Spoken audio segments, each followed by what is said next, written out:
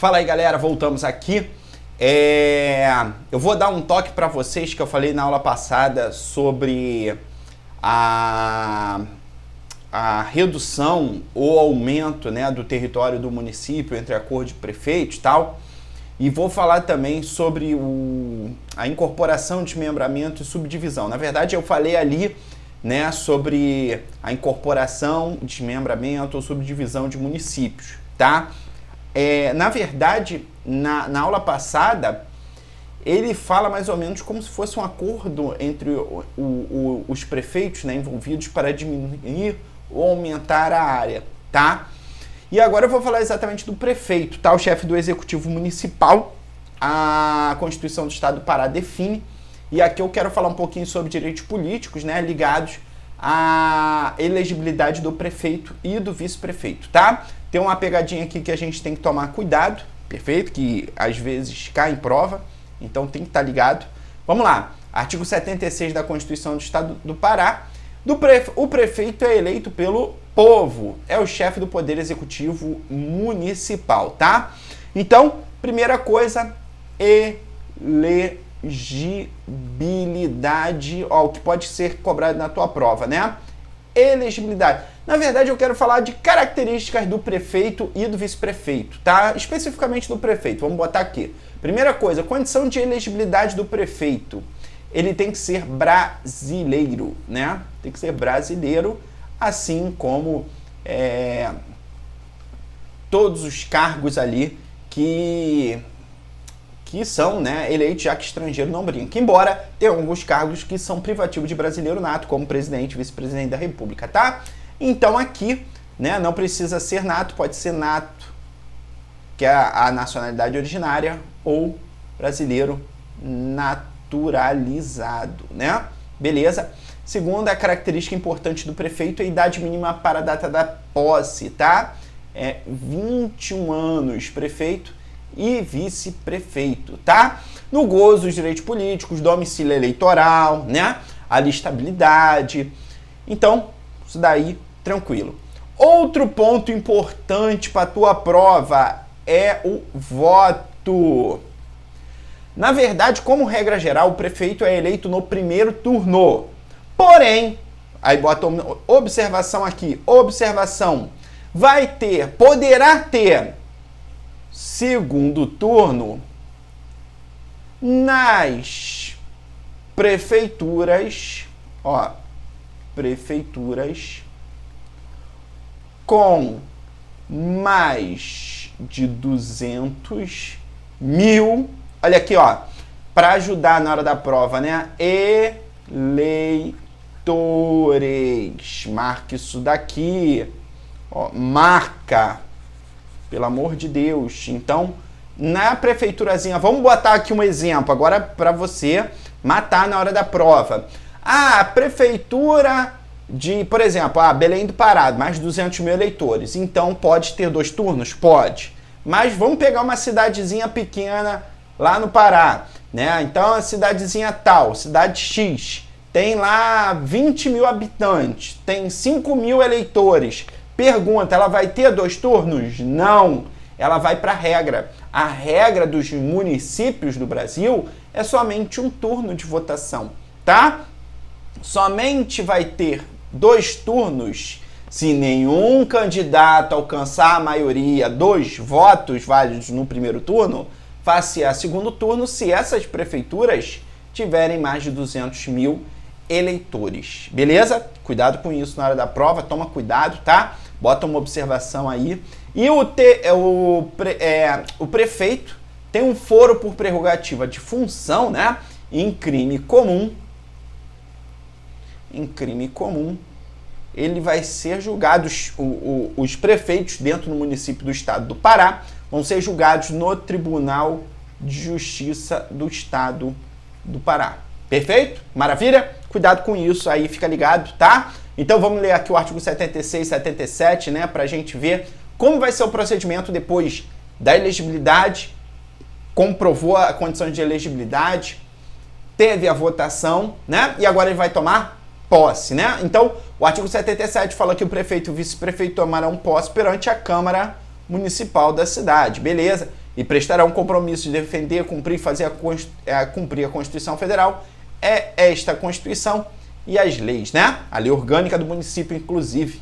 Se a Câmara não estiver instalada ou deixar de reunir para dar posse, o prefeito e o vice-prefeito tomarão posse dentro de 15 dias da data fixada para esta perante o juiz de direito da comarca ou seu substituto legal. Se decorrido 15 dias da data fixada para a posse, o prefeito ou vice-prefeito, salvo por motivo de força maior, não tiver assumido o cargo, este será declarado vago pela Câmara Municipal. A gente observa que no governo federal, né, o presidente da República ele tem um prazo de 10 dias.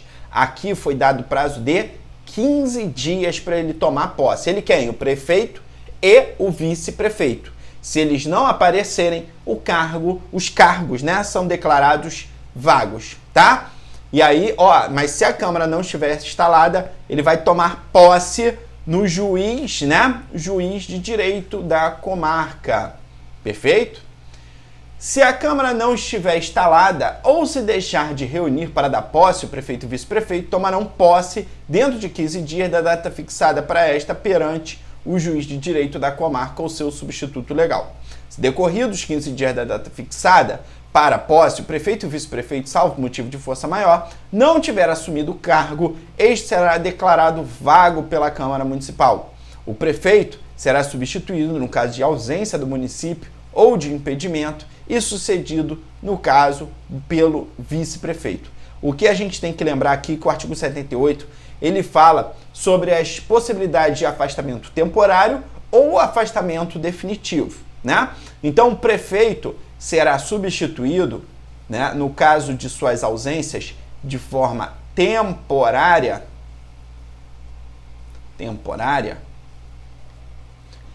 né, ausência do município ou por impedimento, pelo vice-prefeito, ou sucedido. Então aqui já é a vacância de forma definitiva. Cuidado com isso na hora da prova, tá? Beleza? Criação de municípios, isso daqui a gente já viu na Constituição Federal, lá no artigo 18, parágrafo 4. Fala que a criação, a incorporação, a fusão e desmembramento de municípios far-se-ão por lei estadual, dentro do período determinado por lei complementar federal e dependerão de consulta prévia mediante plebiscito às populações dos municípios envolvidos após divulgação dos estudos de viabilidade municipal apresentados e publicados na forma da lei. Então, o que a gente observa aqui? Primeiro, aí o parágrafo primeiro fala, é verdade a criação de município inviabilizando economicamente o município de origem. E nenhum município será criado com denominação igual de outro município já existente no país. A gente tem que fazer essas duas ressalvazinhas que são esse parágrafo primeiro e parágrafo segundo. Mas antes, né, a gente tem que ver o plano, chamado de plano de viabilidade municipal. Olha que interessante. Por que isso? Conforme esse artigo aqui, é o artigo, me esqueci agora o número, é o artigo 83. O artigo 83, ele fala, né, do plano de viabilidade municipal. Na verdade, se você reparar, ele vai falando, né, um monte de coisa. Ó, tem que ser criada a lei estadual, dentro do período de lei complementar federal, né? Plebiscito, tudo. Mas primeira coisa é o plano de viabilidade municipal. O que é isso? Plano de viabilidade municipal é ver se esse município ele vai andar sozinho, se ele tem força econômica para ter secretaria, né? Vai ter escola, vai ter hospital, né? Vai atender a população. E aí, às vezes, é criado o município não tem condição econômica, perfeito? Então, a gente fala do plano de viabilidade municipal. Observa que o plano de viabilidade municipal é um plano que rola face a face.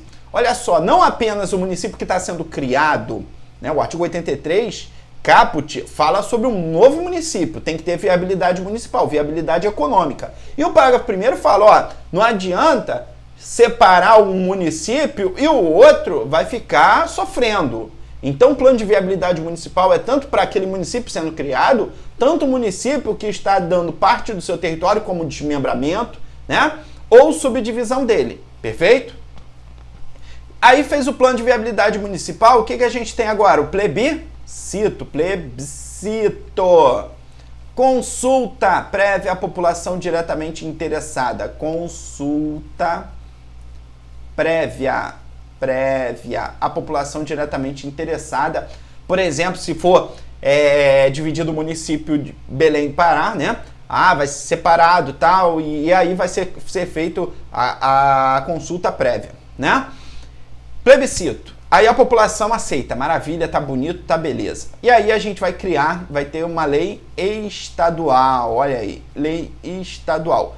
Só que ele fala assim, dentro do período compreendido da lei complementar federal. O problema é esse daqui, ó. O problema tá nesse negócio aqui, nesse bagulho doido aqui, ó. Marca aqui, ó. Lei complementar federal. Por quê? Porque, na verdade, não existe essa bendita lei complementar federal. E aí sofreu uma ação direta de inconstitucionalidade por omissão. E o que aconteceu? O STF falou assim, olha só, foram criados vários municípios seguindo essa mesma regra, porém, não tinha lei complementar federal definindo o período de criação, o tempo, né? Do teu período tanto a tanto. Beleza. E aí, o que foi essa ação direta de constitucionalidade por omissão? Foi, na verdade, no polo passivo, quem estava sofrendo era o Congresso Nacional. Ele que foi moroso, né? Demorou a criar a norma. E aí, com isso, ficam convalidados os municípios que criaram naquela data. E aí, depois, o nosso Poder Constituinte derivado criou um projeto de emenda, né, alterando o ADCT e falando agora que não pode ser mais criados os municípios até que venha essa lei complementar federal, tá? Então, estuda isso daqui, tá maneiro, tá lindo, né? Então, vamos ler o artigo de novo, 83. A criação, a incorporação, a fusão e o desmembramento de municípios far-se-á por lei estadual dentro do período determinado por lei complementar federal. E aí não tem essa bendita lei complementar federal. E dependerão de consulta prévia mediante plebiscito. As populações dos municípios envolvidos, após divulgação dos estudos de viabilidade municipal apresentados e publicados na forma da lei. É vedada a criação de um município inviabilizando economicamente o município de origem e também nenhum município ali no estado do Pará pode ser criado com nome, né? Já pensou? Agora vou criar um nome de um novo município do estado do Pará, Rio de Janeiro, São Paulo. Não pode ser criado com denominação igual a de outro já existente no país. Cuidado com isso na hora da prova, até do país. Então, não é só apenas, vou criar, né, um município com nome igual no estado do Pará. Não pode. E no Mato Grosso? Eu tenho um município com um nome no Mato Grosso igualzinho, que eu vou botar aqui. Não pode também, tá? Nenhum município igual no país. Tem que inventar um nome novo, né? Tem que ser criativo. Perfeito? Então, falei agora do Poder Executivo, falei da criação, incorporação, perfeito? E desmembramento de municípios, tá? E agora eu vou falar da Assembleia Legislativa, perfeito? Que aqui já é o Poder Legislativo Estadual, tá? Poder Legislativo Estadual. Vamos lá. A Assembleia Legislativa do Estado do Pará é exercido, né? O Poder Legislativo é exercido pela Assembleia Legislativa, gozando de autonomia administrativa e financeira. Primeira coisa que você tem que lembrar na hora da prova. Para que serve o Poder Legislativo? O Poder Legislativo é chamado de Casa das Leis. Por quê? Porque lá que tem a atribuição do processo legiferante. Perfeito? O que é o processo legiferante? De produção de leis, deliberações, votações para ser criada a lei. Ali é o processo, né? O trâmite. Só que também tem uma função essencial ali no Poder Legislativo, que é a função de fiscalização. Tranquilo? Então tem que tomar cuidado com isso na hora da prova, né? O Poder Legislativo goza também da autonomia de fiscalização, é função do Poder Legislativo, tá? Então vamos lá. A Assembleia Legislativa elaborará sua proposta orçamentária dentro dos limites estabelecidos conjuntamente com os demais poderes, na Lei de Diretrizes Orçamentárias, sendo a mesma encaminhada pelo seu presidente, né, o presidente da Assembleia Legislativa, após a aprovação do plenário. Cada legislatura terá duração de 4 anos. Cuidado com isso na hora da prova. A gente tem que tomar cuidado e não confundir na hora da prova mandato com legislatura. Perfeito? Cuidado com isso na hora da prova, tá? Legislatura é um período de 4 anos. Mandato, aí no caso depende de cada um. Por exemplo, deputado estadual, no caso, tem mandato de 4 anos. Perfeito. Senador tem mandato de 8 anos, então ele tem 2 legislaturas, tá? Cuidado com isso. Não confunda, legislatura não é a mesma coisa que mandato. Pode coincidir? Pode, tá? Então, o que você vai entender? Qual é o conceito de legislatura? Legislatura é o momento de renovação da respectiva casa, perfeito? Então, vamos lá. Artigo 87. A Assembleia Legislativa compõe-se de deputados, representantes do povo paraense, eleitos pelo sistema proporcional, por sufrágio universal e voto direto e secreto na forma da legislação federal. Tranquilo? Então, o que a gente tem aqui? Primeiro, deputados, bota aí, ó, deputados estaduais. Ai, que maravilha, né? Deputados estaduais. Primeiro, eles têm idade mínima na data da posse, né? Qual é a idade dos deputados estaduais? 21 anos. Cuidado, né? Governador, 30 anos. Deputados estaduais, federais, 21. Perfeito?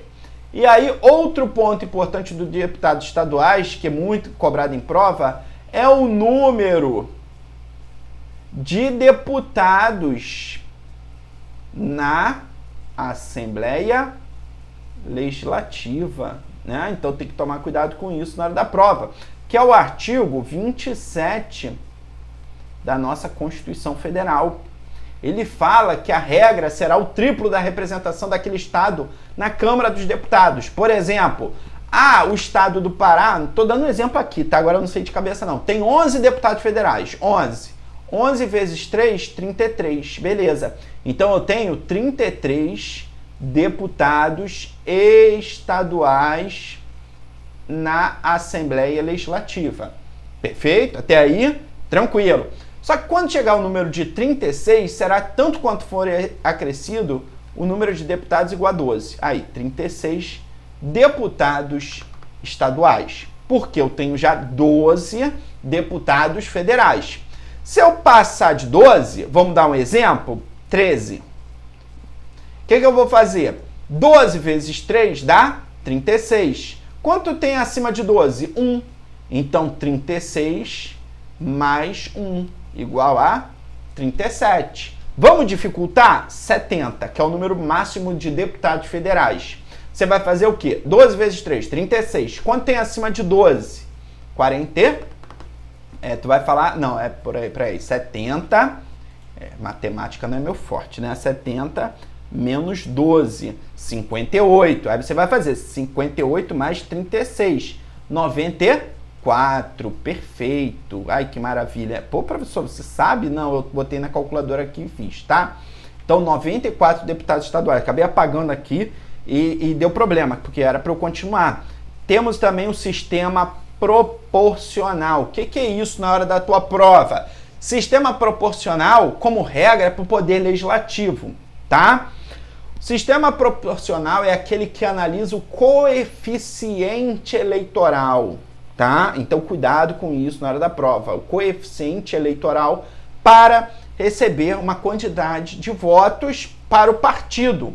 Então, diferente do sistema majoritário, que é aquele que receber mais votos, ganha, né? Sufrágio universal e o voto direto e secreto na forma da legislação federal, tá? Vamos aqui, para a gente fechar essa parte,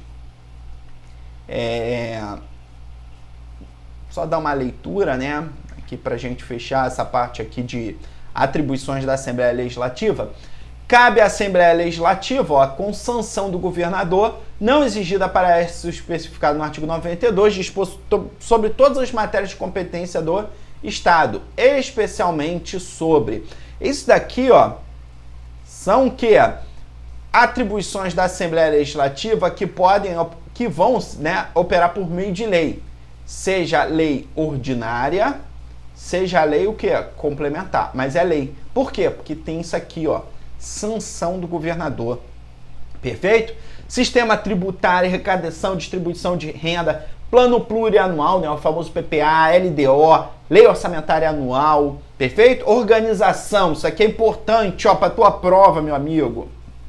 Aqui, ó, organização da Polícia Civil. Então tem que ser projeto de lei, tá? Polícia Militar, Corpo de Bombeiro Militar, bem como a fixação e modificação de respectivos quadros efetivos, plano, programas de desenvolvimento, investimentos estaduais, regionais, criação, incorporação e fusão, desmembramento e município. Lembra? Lei estadual? Então, tem que passar na Assembleia Legislativa, tá? Instituições e regiões metropolitanas, é lei complementar. Transferência temporária da sede do governo do estado, viu? Pode mudar a sede do governo do estado? Pode. Sair da capital Belém? Pode, mas de forma temporária. Tem que ser projeto de lei. Organização administrativa, judiciária do Ministério Público, Defensoria, Procuradoria-Geral do Estado, Tribunal de Contas do Estado, Tribunal de Contas dos Municípios, também, projeto de lei. Criação, estruturação, atribuições das secretarias, empresas públicas, sociedade de economia mista, autarquias e fundações, criação, transformação e extinção de cargos, empregos ou funções públicas e fixação dos respectivos vencimentos, servidores e seu regime jurídico único, bens de domínio do Estado, normas gerais sobre alienação, concessão, cessão, permuta, arrecadação e aquisição, normas gerais para exploração, concessão, bem como a fixação de tarifas e preços de serviços públicos, organização do sistema de ensino, adaptação de características regionais e, ó, questões específicas na matéria relacionada ao artigo 22 da Constituição Federal. Lembre-se, a gente tem a competência privativa da União, porém a União pode delegar por meio de lei complementar. Aí, ó.